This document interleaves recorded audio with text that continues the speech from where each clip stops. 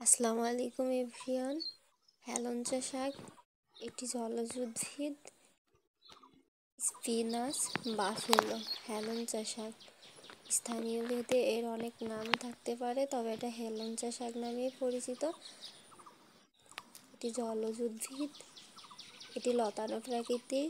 এটি ছোট, রসালো, নরম হয়ে থাকে। এটি ভেষজ ও খাদ্য উভয় কাজে ব্যবহৃত হয়। হেলঞ্চা শাকে রয়েছে অনেক গুণাগুণ।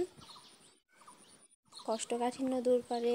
হেলঞ্চা শাকে রয়েছে উচ্চমাত্রার আঁশ, যা হজমে সাহায্য করে। পায়খানা নরম রাখতে সাহায্য করে। রক্তশূন্যতা দূর করে।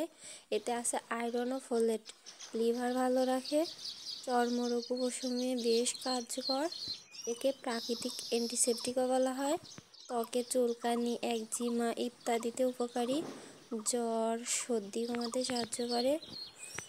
এটি শরীরকে ঠান্ডা রাখে এবং ভাইরাল ইনফেকশন উপশম দেয়। ক্যালসিয়াম ও ভিটামিন সমৃদ্ধ। হাড় মজবুত করে। দাঁতের স্বাস্থ্যও ভালো রাখে। চুল পড়া কমায়, চুল ঘন করে। আয়রন ও মিনারেল থাকার কারণে চুলের গোড়া মজবুত হয়।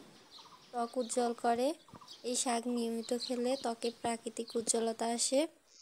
হেলঞ্চা শাক বেশি করে রসুন দিয়ে ভাজলে বেশ মজা লাগে।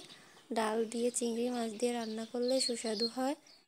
এই গাছ পাতা গবাদি পশুর খাবার হিসেবেও ব্যবহৃত হয়।